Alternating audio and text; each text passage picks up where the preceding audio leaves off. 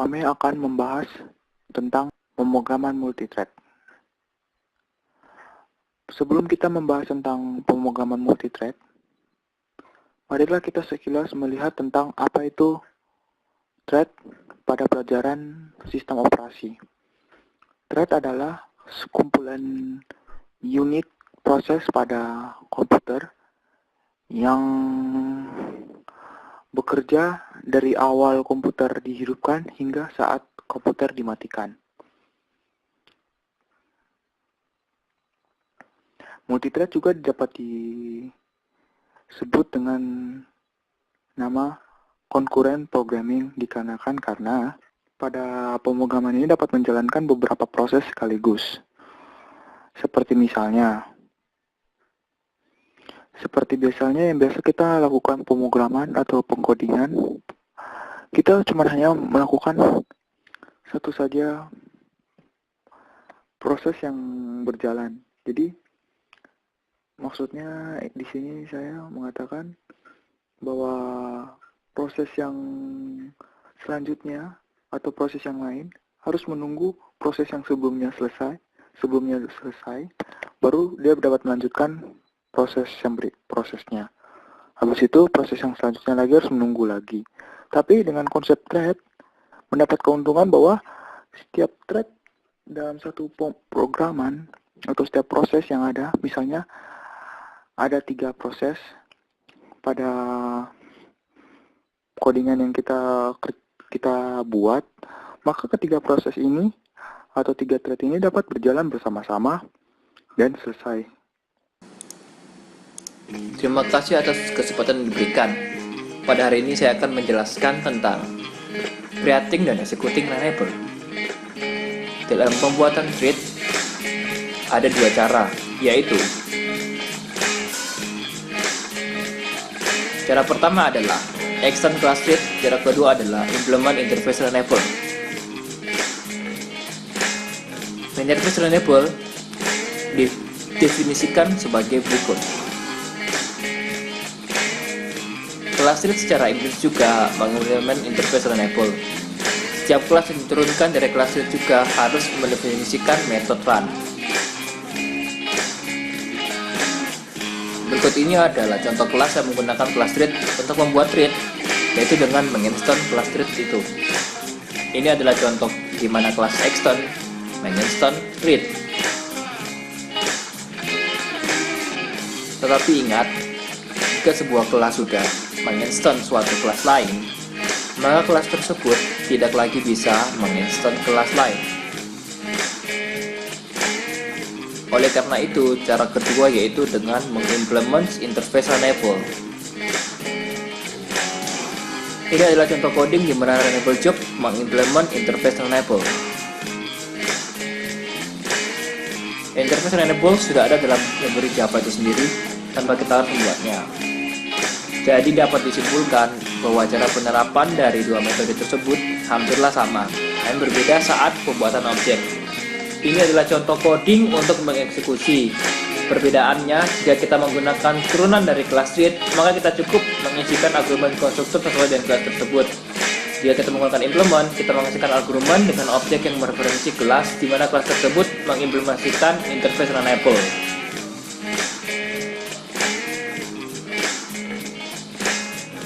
Terima kasih atas kesempatan yang diberikan.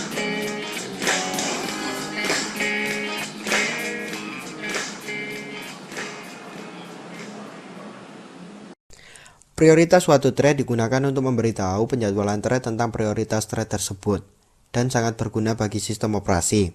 Prioritas thread terdiri dari 3. Yang pertama, min priority, yaitu thread dengan prioritas terendah dengan angka konstan 1.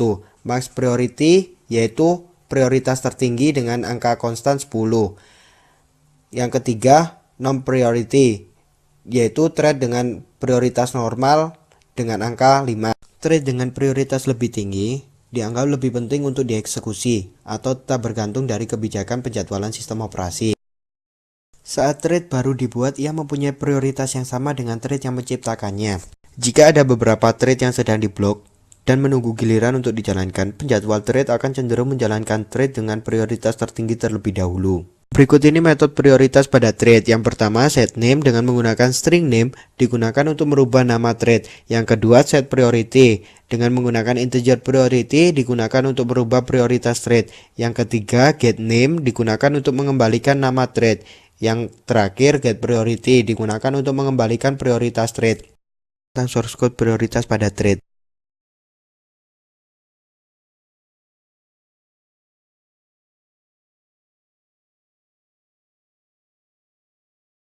Hasilnya.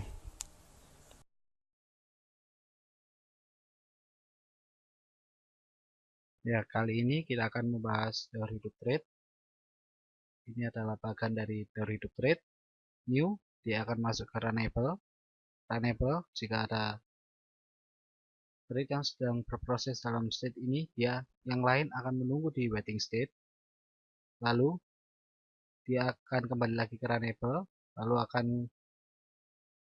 ke time waiting. Setelah ada time waiting, dia akan menuju ke state blocked, lalu kembali ke runnable lagi, ke terminated, dan akhirnya selesai.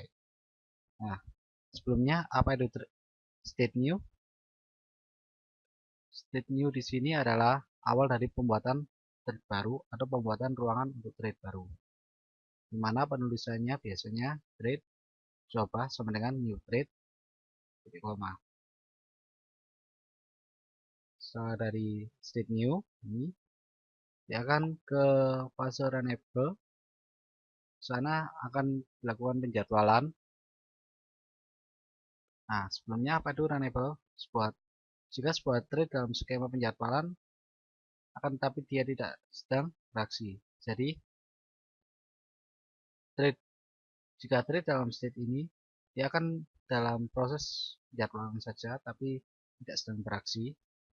Biasanya penulisannya coba.start. Setelah itu dari runnable, jika ada thread baru lagi masuk, tetapi thread sebelumnya masih ada di fase runnable, thread yang baru akan kembali masuk ke fase waiting state. Apa itu waiting state? Waiting state ini menampung thread yang sedang menunggu thread lain yang sedang melakukan tugasnya. Thread yang akan kembali ke state runnable saat thread lain memberitahukan ke waiting thread untuk melanjutkan ke runnable. Setelah dari waiting state, dia menunggu. Setelah thread yang ada di runnable selesai, akan memberitahukan ke thread yang ada di waiting state. Setelah diberitahukan, dia akan kembali ke fase runnable lagi. Setelah dalam fase runnable, dia akan masuki ke time waiting. Apa itu time waiting? Time waiting yang berada di level dapat masuk ke state time waiting beberapa waktu yang ditentukan. Oke. Proses ini berakhir pada saat waktu habis atau ada pemberitahuan seperti yang terjadi pada state waiting dan digantikan thread lain, lalu kembali ke fase state runnable tadi. Pada saat menunggu state runnable terdapat fase tidur yang biasa disebut sleep interval dalam jangka waktu yang diberikan. Biasanya penulisannya public void run radio.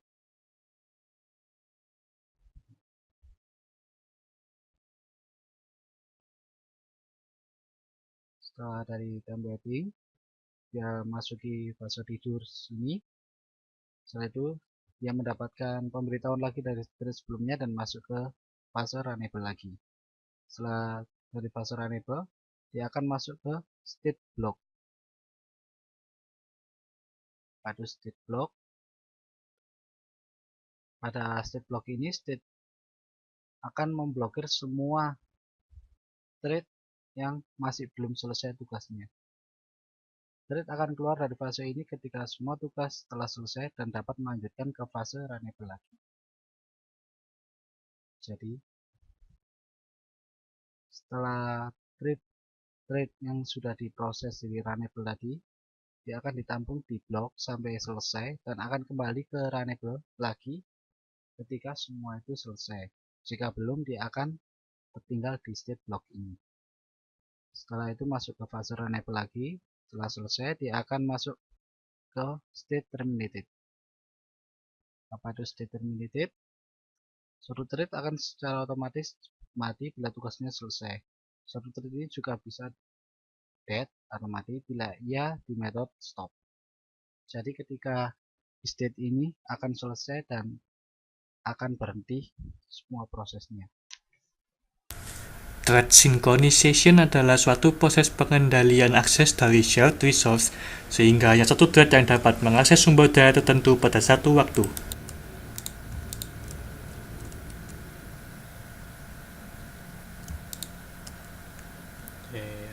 Kita mulai dengan without synchronization. Di sini ada kelas buffer yang punya metode set dan get. Nah, di sini kelas consumer yang akan kita pakai terus untuk kelima contoh lainnya. Di sini ada kelas producer yang juga akan kita pakai terus nantinya. Di sini ada unsynchron buffer, dimana di sini kita tidak mensinkronisasikan. Ini kelas testnya.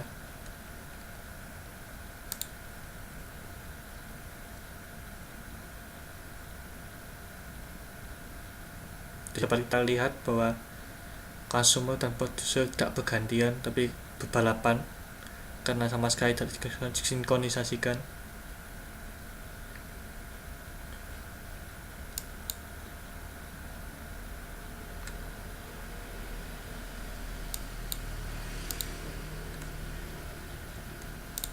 Nah, sekarang kita masuk ke bounded buffer blocking queue. Di sini kelas buffer masih sama, di consumer juga sama, hanya di sini kita ganti, kita hilangkan seterusnya.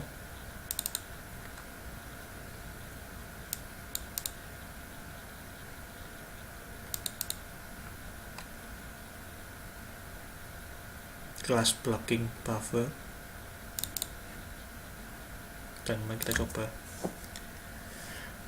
Di sini dapat kita lihat bahwa ketika buffer ditulis dia akan memberikan buffer sel 1 dan ketika sudah dibaca dia akan jadi 0.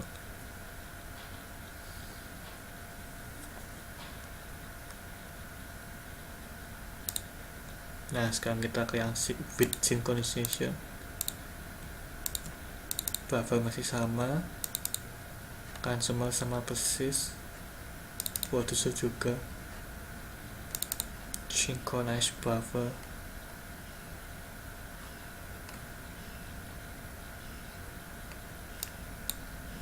Di sini kita pakai wait notify all.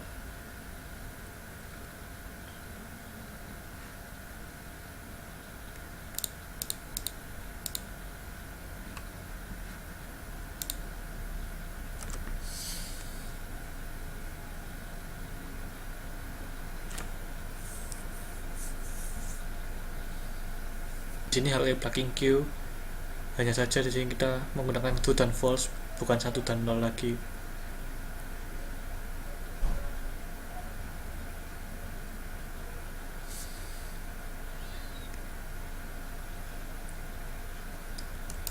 Di array blocking dan with synchronization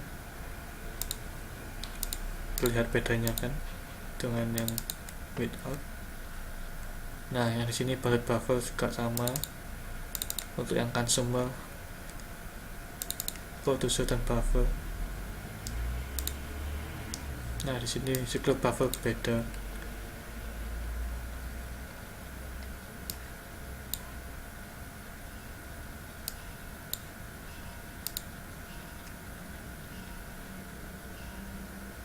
Mirip dengan yang with synchronization.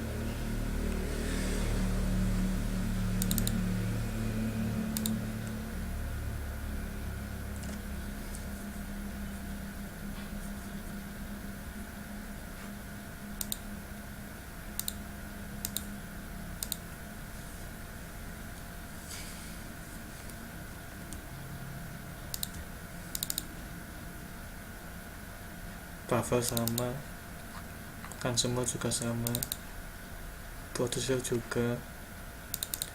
Nah, di sini kita mau import log dan log dan condition.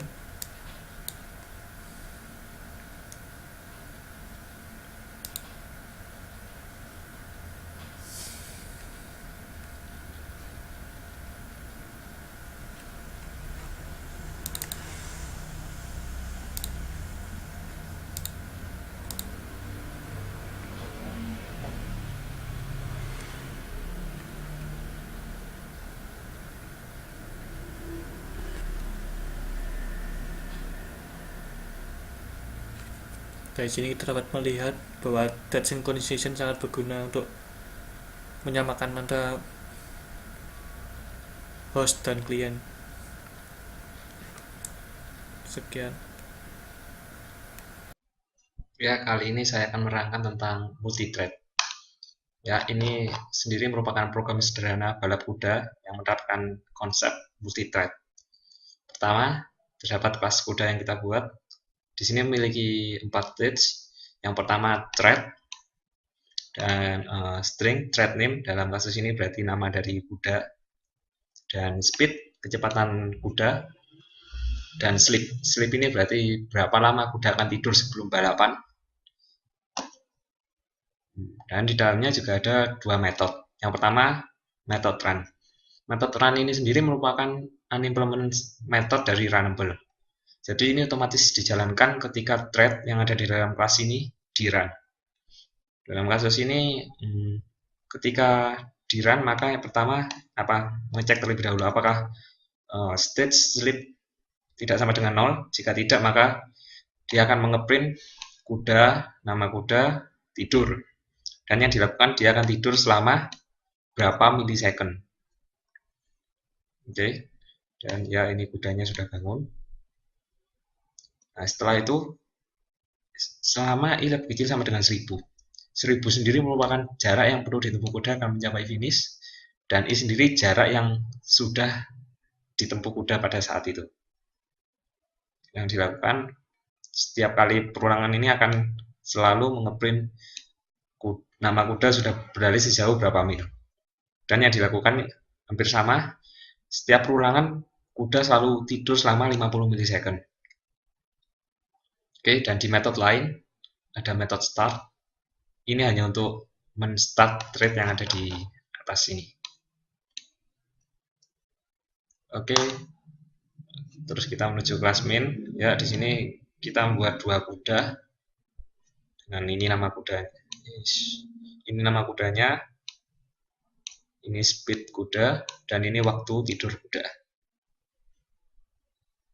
Oke lah, coba sekitaran.